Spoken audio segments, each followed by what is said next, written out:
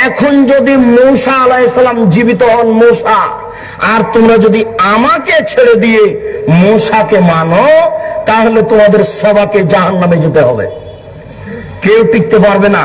তাহলে আপনার পীর সাহেব বুজুর্গানে দিন কোন ব্যক্তির এখানে প্রশ্নে আসে না, মাত্র একজন মানুষের কথা চলবে, যার নাম মোহাম্মদ সাল্লাল্লাহু। যেখানে মোহাম্মদ সাল্লাল্লাহু আলাইহি ওয়াসাল্লামের শরীয়ত বিদ্যমান থাকতে কোন নবীর শরীয়ত টিকে না, সেখানে মাযহাবের দোয়ায় শরীয়ত কি করে টিকবে?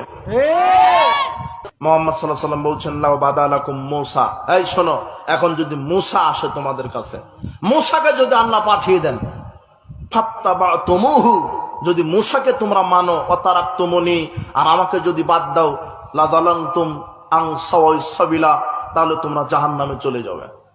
মূসার শরীয়ত মানলে কোথায় যেতে হবে? জাহান্নামে। মাযহাবের দোহাই দিয়ে হাদিসকে কবর দিচ্ছ তুমি, অথচ মাযহাব তৈরি হয়েছে 400 শতাব্দী হিজরির পরে। 4 ইমামের নামে 4টা মাযহাব তৈরি করেছেন, হানাফি, শাফি, মালিকি, হাম্বলি। মায়েরা তাবি, মায়েরা কি? আরে মাযহাব তো তৈরি হলে সাহাবাদের নামে হতে পারত, আবু বকরি মাযহাব, উমরি মাযহাব, উসমানী মাযহাব, আলী মাযহাব।